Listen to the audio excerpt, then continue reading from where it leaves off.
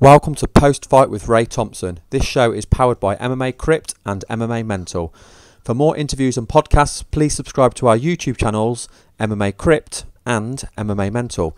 You can also follow MMA Crypt on Facebook and Twitter. It's at MMA Crypt on Twitter and MMA Crypt on Facebook. To follow me, it's at MMA Mental on Twitter and Ray Thompson on Facebook. I am now joined by Nordine Taleb. Nordine's coming off of a second UFC victory, he beat Li Jingliang via split decision at UFC Fight Night 54 in Canada. Nordine, thank you very much for joining me. It's my pleasure. And congratulations on picking up your second UFC victory. Thank you. Now, going into the fight, what did you know about your opponent? I know that he was tough and he likes going to the war, and he likes to go toe to toe with his opponent.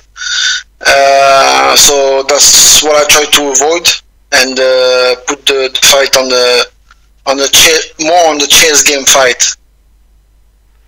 Now, in the first round, a lot of the first round was spent on the feet. How did you feel the first round was going? Repeat the question, please. Yeah, in the first round, a lot of it was spent on the feet with the striking. How did you feel the first round was going? How did you feel the first round went? At the beginning, it went pretty well. I was finding my range pretty much. But at some point, with the kick, I injured my right foot. So it changed a little bit the speed of my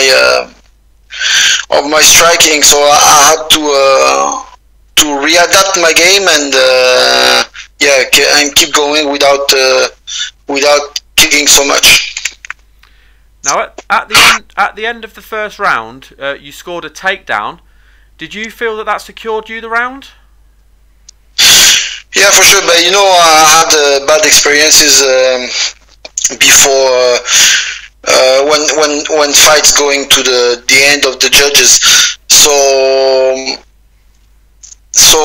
because I didn't finish my opponent in the first round, so I decided to seal the deal with the solid takedown.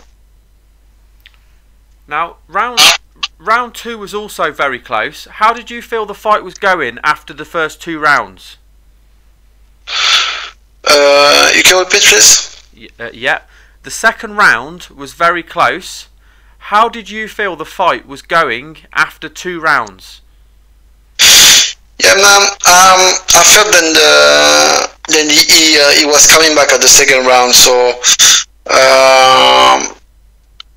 it was. I put on the same strategy. I had to go with a solid takedown to seal the deal and be more active with my striking to don't lose the round. Now in round three, you both looked tired.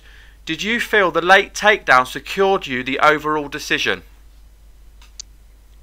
No, because my foot started to hurt very much, and my head coach had the knowledge about it, and he told me to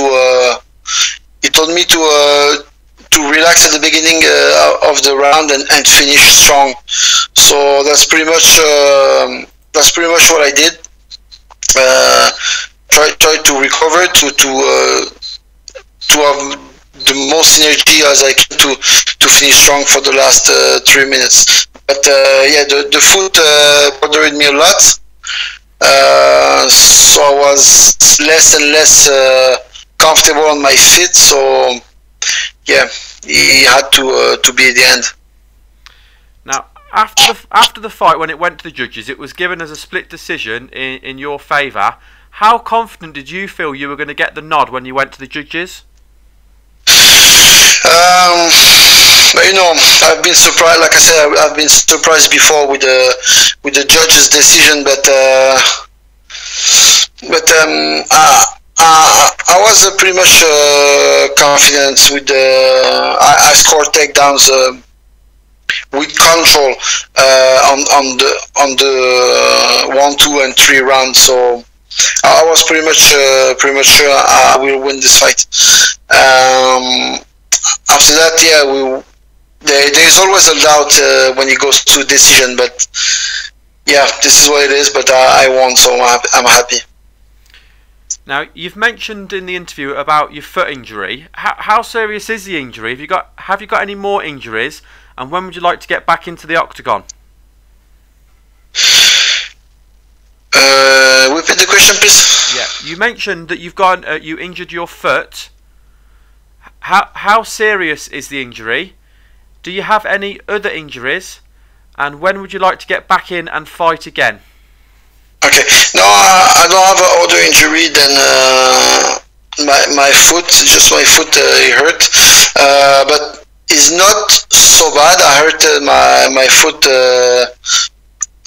before in Tough 19 and in Tough Nation, but it's not bad as it was before. So I think he will recover fast. So it's more ligament damage than a fracture, but yeah, it still hurt, and I have to give it time to rest and recover. So probably 2-3 weeks of rest, complete rest for the the whole aspect of MMA training, and yeah. We never know. I might feel better faster than that, and if it's the case, I would love to fight in December before I finish the year. Yeah, I would certainly like to see that. Now, you are now 2-0 in the UFC. Do you have your eye on anyone you'd like to face next?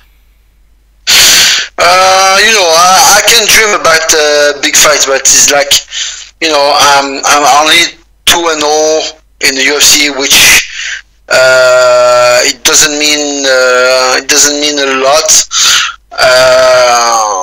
So I think they're just gonna give me maybe somebody just got in the UFC or something.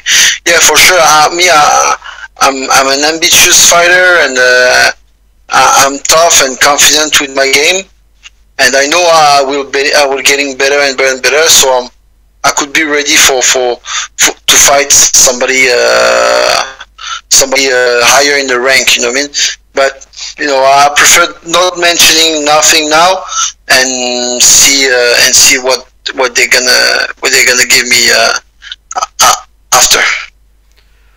Well, congratulations on your win, and thank you very much for giving me your time today. My pleasure. Thank you.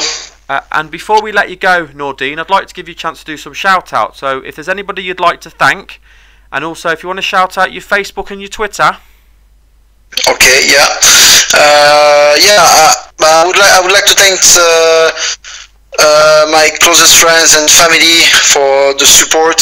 I would like to thank the sponsors who helped me, Mexican Roses, Fear the Fighter, what is his name? Found the Fighter as well. Yeah, so it's pretty much like that. Thanks my coaches, head coach Firaz Abi. Thanks Abdel Mejidoub, who helped me all along the week with my weight cut. Eric O'Keefe, coach Eric O'Keefe, Jonathan Schoenberg for my strength and conditioning. Yeah, so all those persons were very important for me. Well, I can't wait to see you step back into the cage, Nordine. Thank you, me too.